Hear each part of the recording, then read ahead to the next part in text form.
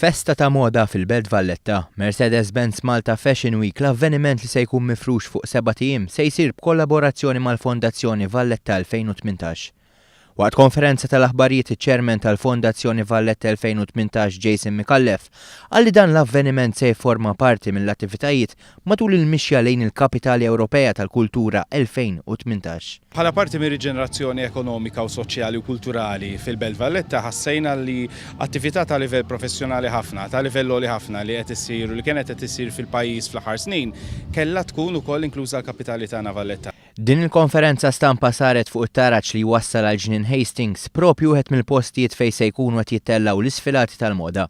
Fost postijiet oħra nsibu Pjazza San George, il-Biblioteka Nazzjonali kif ukoll Dar il-Mediterran għall-konferenzi.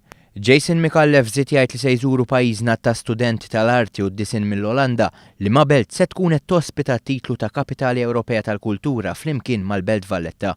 Adrian Mizzi, il-produttur eżekuttiv tal-Mercedes-Benz Malta Fashion Week, esprima s-sodisfazzjon tiegħu dwar il-kollaborazzjoni mal-Fondazzjoni Valletta 2018, għaliex dan ser isarraf biex numru ta' sfilati u esebizzjonijiet relatati mal-ġimgħa iddedikata lill-moda jittellaw f'postijiet prestiġjużi fil-Belt Valletta. Malta Fashion Week tilqa' fih dana wkoll ħafna disinjaturi u artisti bħal photographers barranin li jiġu esibixxu Malta il-kollezzjonijiet tagħhom kif ukoll il-fotografija, ġifieri għax il-Fashion Week għandha mal-14 l-avveniment kollu imqassam ġewwa l-Belt Valletta u dan ovvjament huwa ta' promozzjoni għal Malta wkoll barra minn Malta wkoll. Il-Ministru tal-Ġustizzja, Kultura u Gvern Lokali u Imboniċi għalli dan il-Gvern għall-ewwel darba mhux biss qed isarra fis-settur tal-moda bħala industrija kreattiva ewlenija ta' pajjiżna, iżda nkludih ukoll bħala parti mill-programm tiegħu.